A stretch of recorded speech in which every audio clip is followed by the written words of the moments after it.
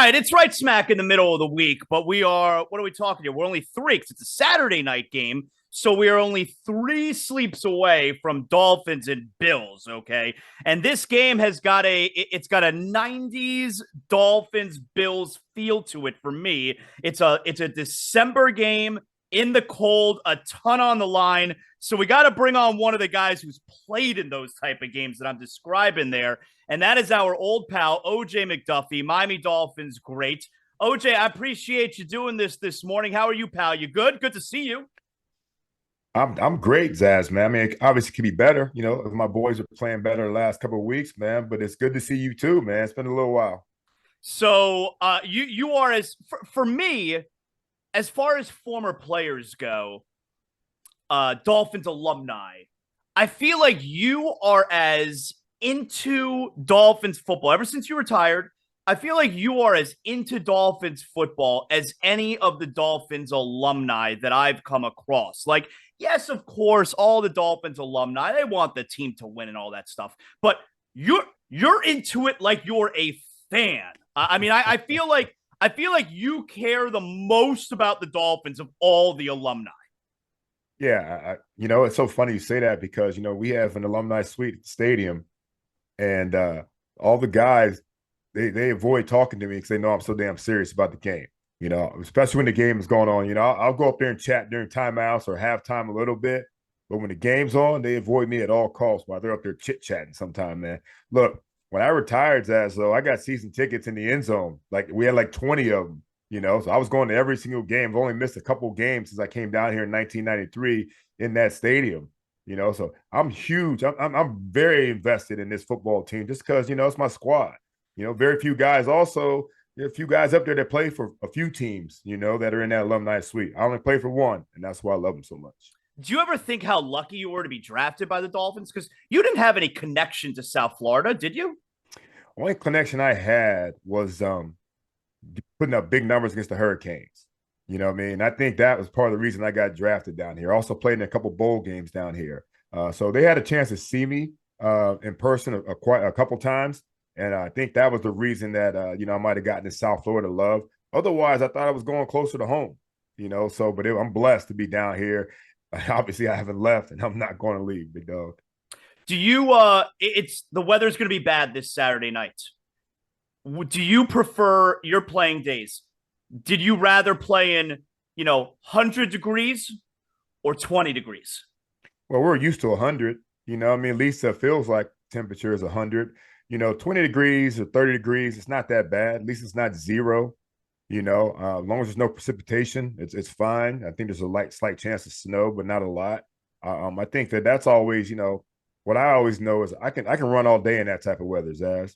And hopefully our receivers feel the same way, man. You get out there and, you can run all day in the weather down here when it's 100.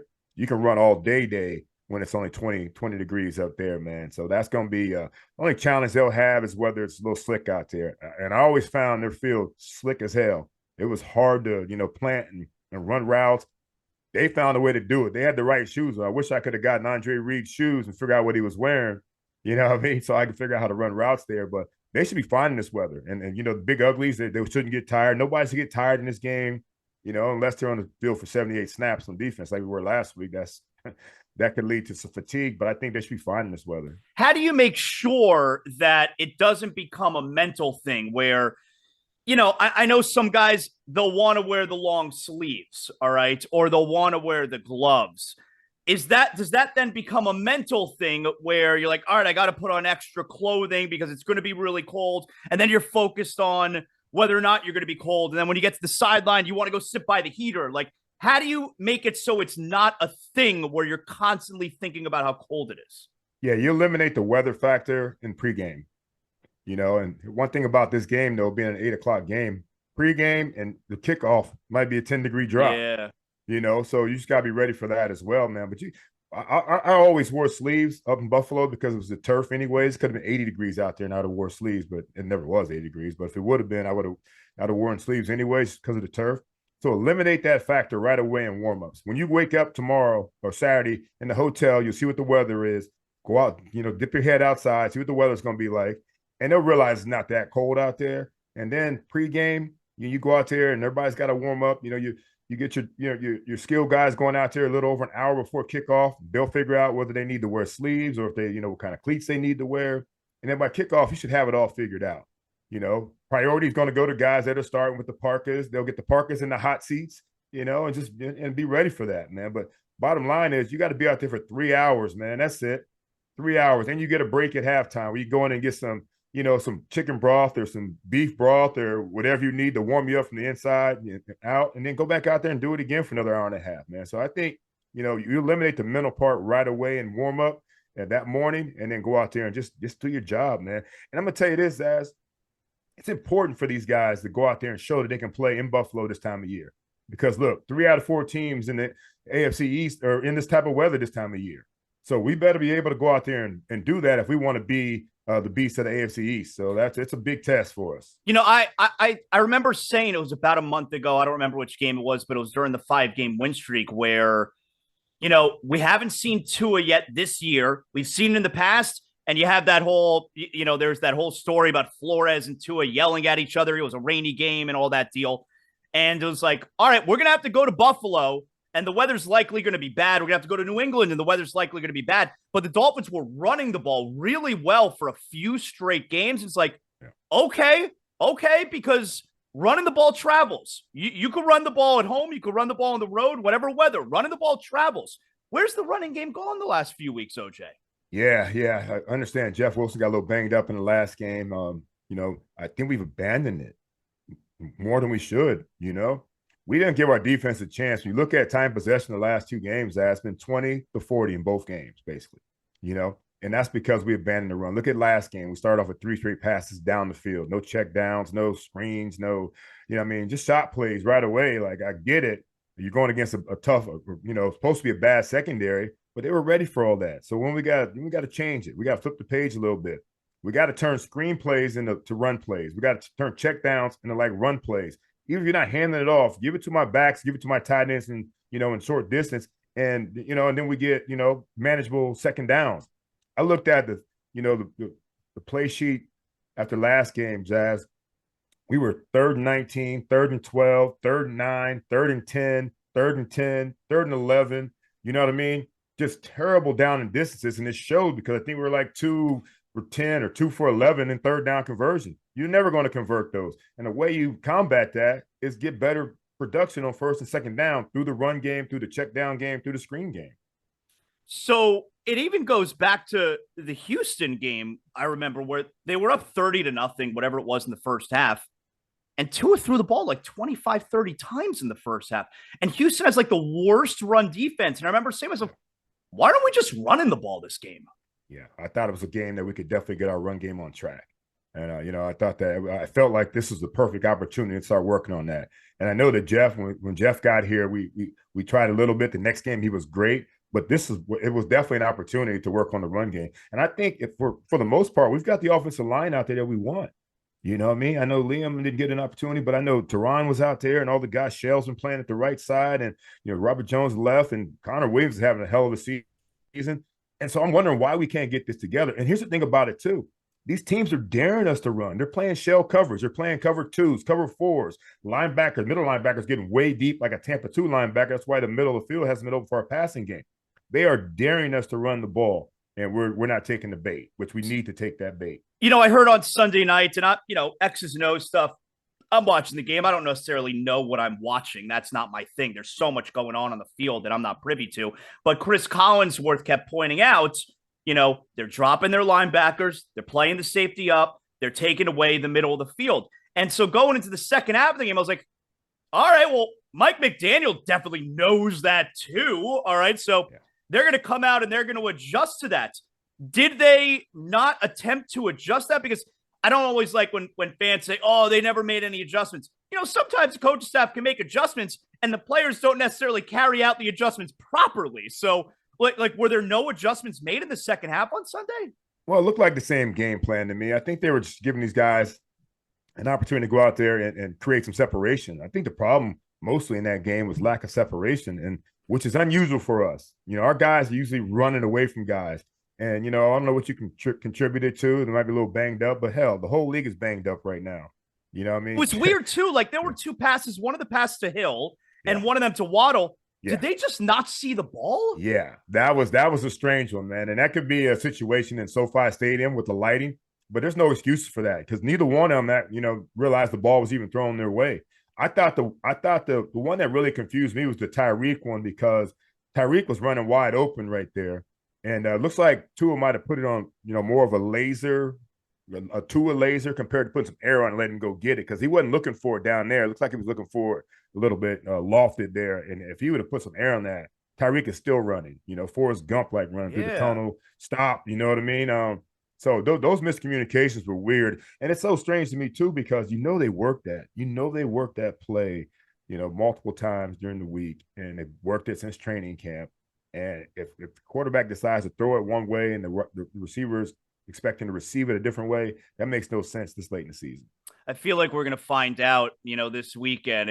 We're going to have, I've been having this conversation on the show the whole week where we're going to find out if these are the same old Dolphins. Yeah. You got that December swoon, which, your 90s teams, those Marino teams. I mean, my entire childhood, it was every year it seemed in December, and it was always those games in Buffalo, and it was Marino and Kelly, and you guys just couldn't win that game late in the Yeah. season in there in Buffalo, and I feel like we're gonna it's got a feel to it this weekend where, all right, if this is not the same old Dolphins, they'll go into Buffalo and they'll find a way to win this game this weekend. They have to. I mean, that's what it's all about. I mean, I know there's some scenarios where we can go in there and lose and still make the playoffs, but that's not what it's all about, man. We got to prove that we can play in Buffalo in December. Zaz, Coach Robert Ford always said they only remember what you do in December, and so far we're 0-2 in December. So we got to get it figured out the rest of this month really, really fast, man. And this is a big, big test, always a big test up there.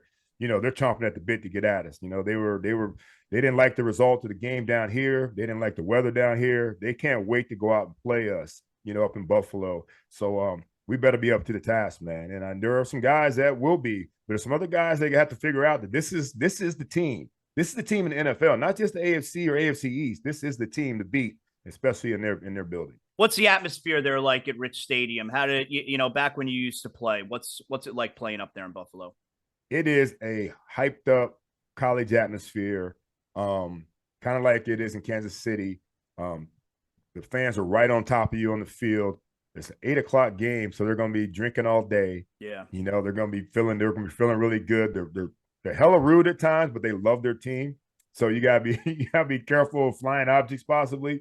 But it's gonna be loud in there, man. It's gonna be such a playoff atmosphere. It's gonna be incredible, man. If you can't feed off of that and get that boost and that, and go out there with that adrenaline and playing that's what it's all about. A lot of these guys play some big time college football. This is that kind of atmosphere they're going into this weekend. I tell my kids, for Dolphin fans today, you hate the Patriots, of course, because all those years of Brady, and there's always the Jets, Dolphins, New York, Miami rivalry. But I tell my kids, listen, when I was young, when I was your age in the 90s, the one game we always wanted to, if I could only pick one game a year to go to, we didn't have very much money. We're a middle-class family. If I could pick one game to go to, I want to go to the Bills game. The Dolphins and the Bills. That was the top rivalry. Dolphin fans who would wear the F Buffalo shirts to the game. That was the rivalry back when you were playing, OJ. Yes, it was, man. And of course, I mean, Buffalo, they got the best of us in the 90s, man. 4 Super Bowls that year. I mean, that decade, beat us in the AFC Championship game the year before I got here in 92 to go. You know what I mean? It's like, yeah, it is the rivalry, man. And it's one of those games that, those teams that where it's mutual hatred for each other. We hate the Jets too. We hate New England, but man, do we hate them damn Bills, man. I like hearing that you said that, because do players today, like, do the guys in that locker room right now, do they hate the Bills? They should. And here's the reason why. And sometimes it's tough when you got a young team. We're not a very old team. And a lot of times you get guys coming over from, like Bradley Chubb's coming from Denver. He doesn't know about this yet. You know what I mean? We got some other guys in their first, second year. Jeff Wilson doesn't know much about this. Cedric Wilson doesn't know much about this. So when I was there, we had guys that had been on the team for 5 or 6 years and played the Buffalo Bills 10 to 12 times already, maybe 11 if there was a playoff matchup. So, yeah, they should start getting it. But the thing about it is, like you said, guys aren't with teams as much as they used to be. Yeah. You know, there is free agency. It's like almost look at the trade deadline this year. I know you know a lot about it with covering basketball so well, Zaz. Like I never saw so much go down in the NFL like it went down this year. So you gotta kind of instill it. Plus, we got a head coach that's never been in this rivalry before. Yep. You know, I know he knows about it, but he's worse than, used to that San Francisco and whoever their, team they go against. So it's like it's tough unless you've got a few players in there that can get up there in that team meeting on Friday night and tell them how much we hate these dudes, man, or some meeting this week and let them know how much we hate these dudes or how much they hate us, and it's important. It really is, man. You really have to go out there with a chip on your shoulder, and you have to play a little angry when you're playing against teams like this. I miss that about sports, man. From a fan perspective, I like it when my team hates the other team, and it's no more evident in any sport than it is in basketball. And of course, basketball is my favorite sport. The NBA is my favorite league. And all the guys kissing and hugging on each other before the game and after the game. Like the other day where you had Zion with the dunk late in the game and the Pelicans and Suns were mad at each other. I'm like, whatever you think about whether Zion should have dunked it at the end of the game, which, by the way, I'm totally cool with it. But whether you think Zion should have dunked the ball at the end of the game or not, I like that these teams hate each other and they're showing everybody they hate each other. Everyone kissing and hugging on each other. Can you pretend like you don't like them the same way that I, the fan, the paying customer, doesn't like them? Yeah, man, it's amazing to me, man. It's too much kumbaya going on, it really is. And it's funny to me because, Andre Reed's one of my favorite players to watch on the other side, but I didn't get his phone number until after I retired. You know what I mean? We weren't going to hang out in the off season. We weren't going to, I didn't like Thurman Thomas till he became a Miami Dolphin. And our moms were like best friends while we were playing against each other. You know what I mean? But I'm not hanging out with Thurman. Derek Thomas, same thing, in Kansas City, even though, our moms were really good friends too, but I was trying to knock his head off at times, and that's what you have to take. You have to play the game that way, bro. These guys spend way too much time together in the off season. They've exchanged numbers. They're following each other on Twitter. It's way too freaking nice, in my opinion. What do you make of Javon Holland? Keon Crossan also came out on Twitter about it, but Javon Holland was doing like an Instagram live, I guess, a couple days ago. And both of them they're like, yo, what's with these Dolphin fans who are jumping off the bandwagon? It's kind of soft. Have a couple bad games. You're down on Tua. I did say yesterday on ZASLOW Show 2.0, I was like, I got to stop seeing the social media posts from fans who are letting everybody know that Tua is still their QB. Why the hell would he not be your QB anymore? Right. He's had a phenomenal season. He's had 2 bad games, and you got to let everybody know that he's still your quarterback. Can we butch up a little bit, OJ? Yeah, Tua was our quarterback for the future, man, foreseeable future.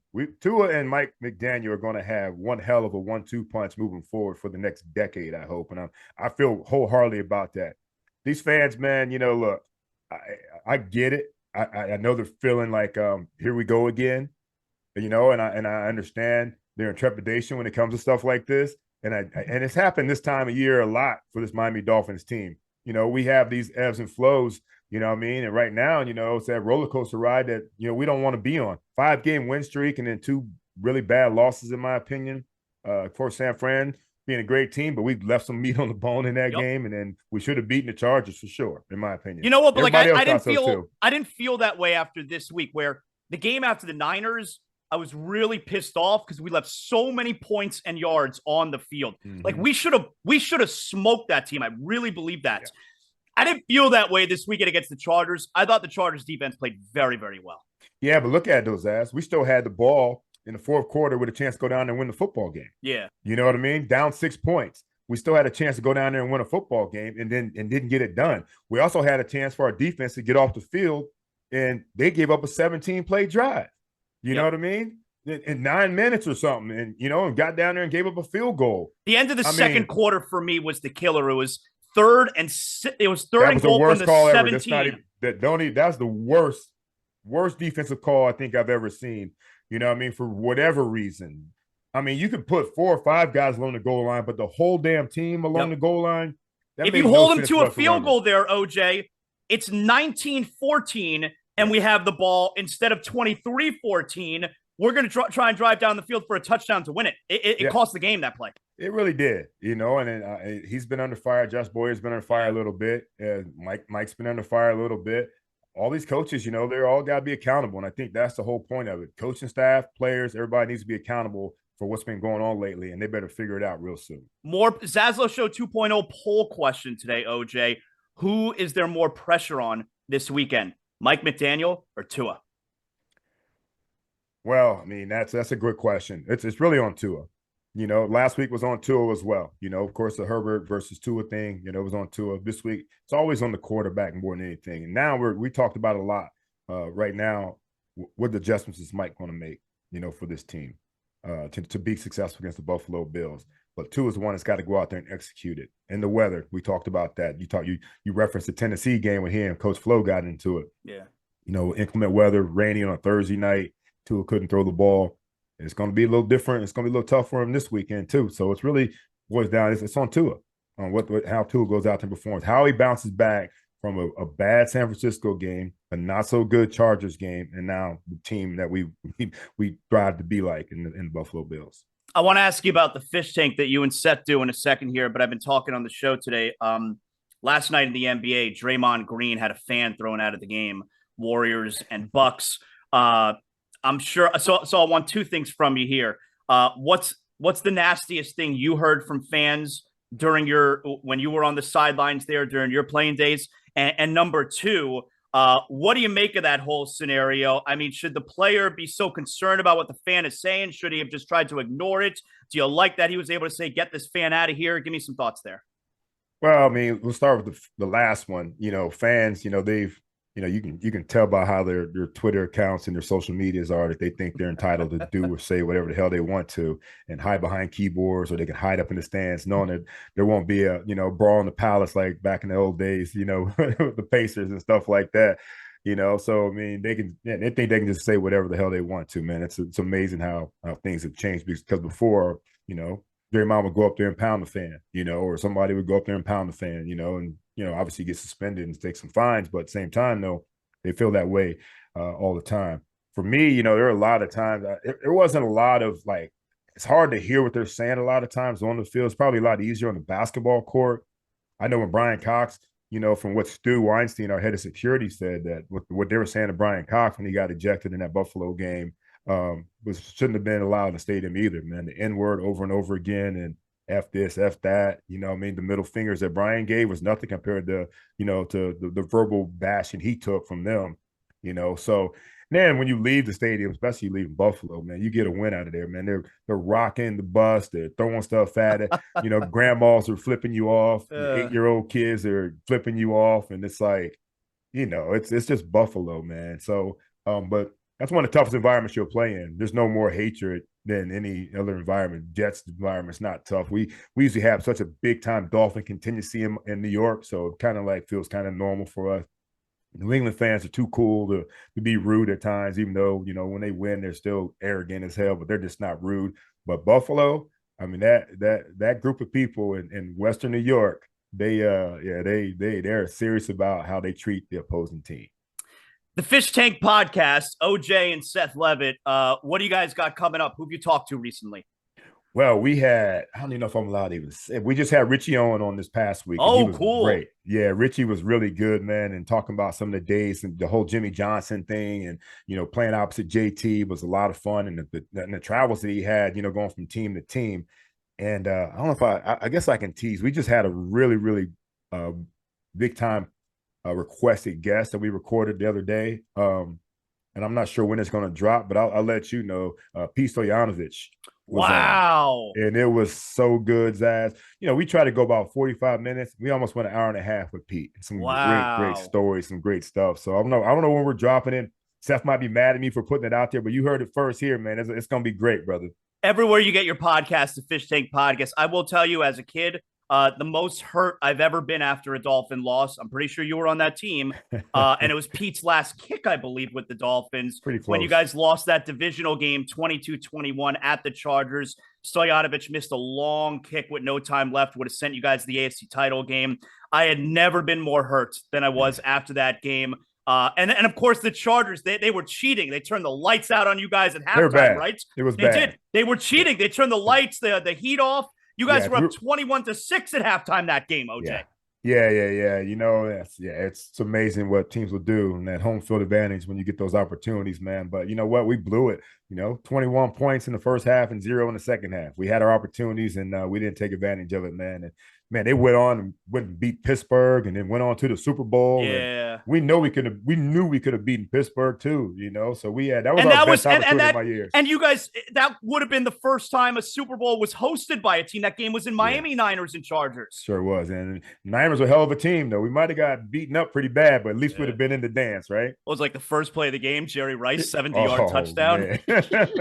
That's how you start a game off, right? The Fish Tank, OJ McDuffie and Seth Levitt. You get it wherever you get your podcast. And of course, you hear those guys along with our pal Travis Wingfield doing the post-game show for all the Dolphin games. You got a late night Saturday, OJ. Hopefully it's after a Dolphins win, man. I appreciate you hanging out with us here. Thank you so much, pal. You got it, Zaz. Anytime, bro. Thanks for having me on, buddy.